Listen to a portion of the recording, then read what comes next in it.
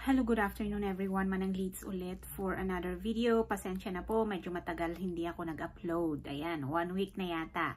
Pero maraming salamat sa mga nanonood pa rin sa video, sa mga videos ko hanggang ngayon, okay?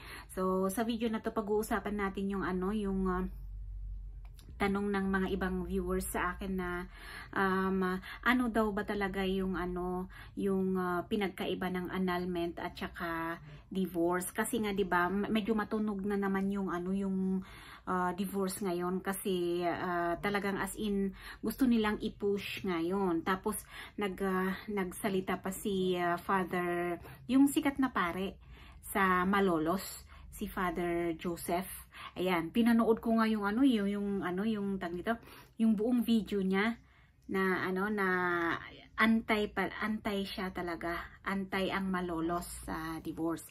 So sa may nakachika ako na 3 viewers ko na kung ano daw yung side ko doon. So sabi ko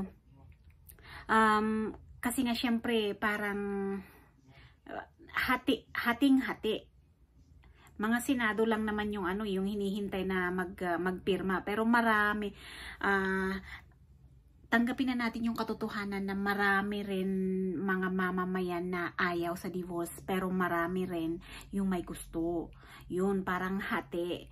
Ngayon, kung tinatanong niyo yung side ko doon, kasi yung mga anti-divorce, gusto nila, ang point nila doon is may annulment naman. May annulment naman kasi. Idagdag pa natin ang Islam divorce, di ba? Oh. So, para saan yung divorce na yun? Ang inaasahan kasi ang problema kasi dito, syempre, ang inaasahan ng karamihan, libre. Libre. Kaya maraming may gusto. Tapos, gagawin ng legal, ganon. Pero para sa akin, legal din naman ang annulment. Legal din naman yun. At yun nga yung current na tag nito, way of dissolving marriage dito sa Pilipinas. Pero ang kaso kasi, itong mga pro-divorce, gusto nila yung maging as in legal na yung parang kasi kapag sa annulment kasi parang kailangan mo pa ng lawyer, na sila lawyer lang talaga yung pwedeng mag-ayos nun sa court, ganon. Kasi nga syempre may hearing pa yan, may mga ang hirap ng proseso ng annulment. Samantalang kapag divorce kasi, magpunta lang yung mag-asawa sa, hindi ko alam ang eksaktong proseso, pero magpunta lang yung mag-asawa siguro sa korte, magpirmahan, okay na. Okay na. Tapos yung mga grounds nila is parang similar din sa annulment. Kaya lang kasi parang mas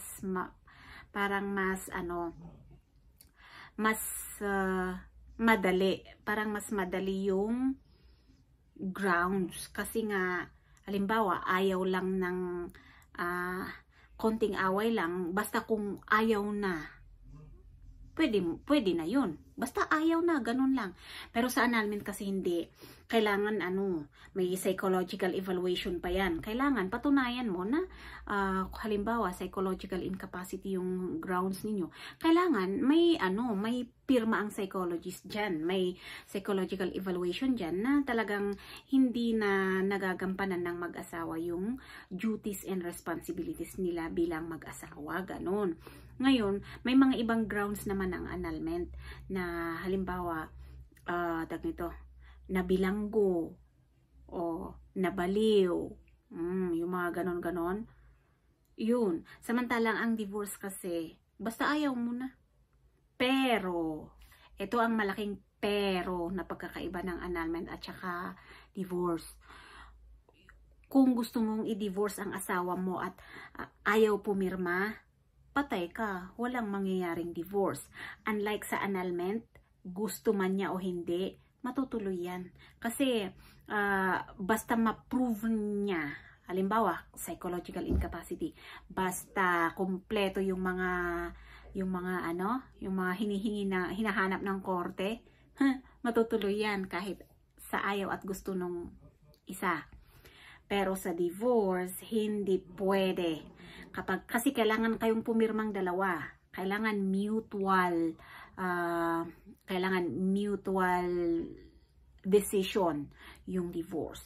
Kung ayaw ng isa, sorry, walang mangyayaring divorce. Yun ang malaking difference ng divorce at saka annulment. Kaya nung tinatanong ako, ano bang mas maganda, or ako kasi syempre naranasan ko na yung annulment, no? Sa annulment kasi, for as long as totoo naman yung mga accusations or yung mga grounds, at saka kung magaling naman yung attorney mo na talagang as in kaya niyang mag-process ng annulment, okay na yan. Yun lang mahal. Kaya yung isa naman, yung tagdo, kasi nagbabasa din ako ng mga articles about divorce, yung mga parang side ng mga tao. Ang hiling nila is, sana, okay naman kasi ang annulment. Pero sana maging mura, ganon. Kasi mahal talaga. Imagine yung sa lawyer na nag-handle sa akin. Magkano lang gastos ko back in 2019? 200 plus. O, magkano na ngayon? Parang nadagdagan ng 300 plus. Parang nadagdagan ng more than 100k. O, di ba? Pero 2019 fee yung 2019 yung sa akin, ano na ngayon? So, ganun talaga. So, may point din yung mga iba na okay na ang annulment. Pero gawin sanang mas mura.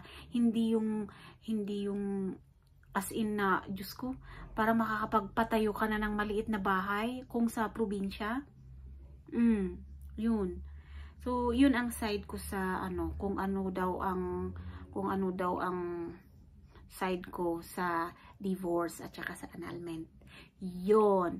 Kaya sa Islam divorce na yung palagi kong sinasabi sa mga nag-i-inquire na be sure na gusto ni ex. Hindi naman pwede yung